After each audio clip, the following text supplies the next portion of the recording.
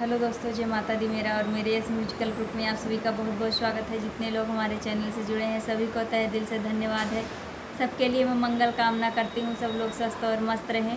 तो एक में बहुत ही प्यारा पति पत्नी का नोक-झोंक गीत लाई हूँ, जैसा होगा आप लोग कमेंट में ज़रूर बताइएगा। हे राजा हमरे मना तू ही भावा थ्या, हे राजा हमरे मना तू ही भावा थ्या। भावा थ्या पिया भावा थ्या, भावा थ्या सैया भावा थ्या, हे राजा हमरे मना तू ही भावा थ्या।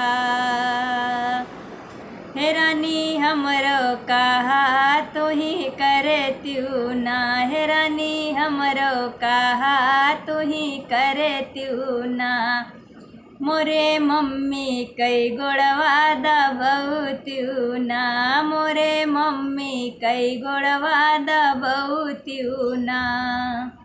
हे राजा मम्मी तोहार बड़ा झगड़ा करई, राजा मम्मी तोहार बड़ा झगड़ा करई। रोज भैया भतीज गरियावा थी, रोज भैया भतीज गरियावा थी। हे राजा हमरे मने तू ही भावा थ्या, हे राजा हमरे मने तू ही भावा थ्या।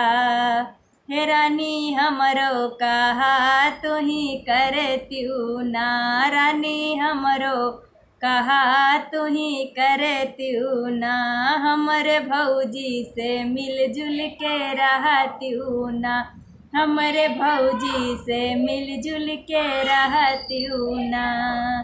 पिया भौजी तोहार बड़ा झगड़ा करई, पिया भौजी तोहार बड़ा झगड़ा करई। वह तो कमवा पे कमवा बटावा थी, वह तो कमवा पे कमवा बटावा थी। हे राजा हमरे मने तू ही भावा थ्या, हे राजा हमरे मने तू ही भावा थ्या। हे रानी हमरो कहा तू ही करे त्यू ना, हे रानी हमरो कहा तू ही करे त्यू ना। हमर दीदी से मिलजुल के रहत्यू ना, हो हमर दीदी से मिलजुल के रहत्यू ना। हे राजा दीदी तोहार बड़ा झगड़ा करई, राजा दीदी तोहार बड़ा झगड़ा करई। वह तो झगड़ा पे झगड़ा लगावा थी, वह तो झगड़ा पे झगड़ा लगावा थी। हे राजा हमरे मने तू ही भावा थ्या, हे राजा हमरे मने तू ही भावा थ्या।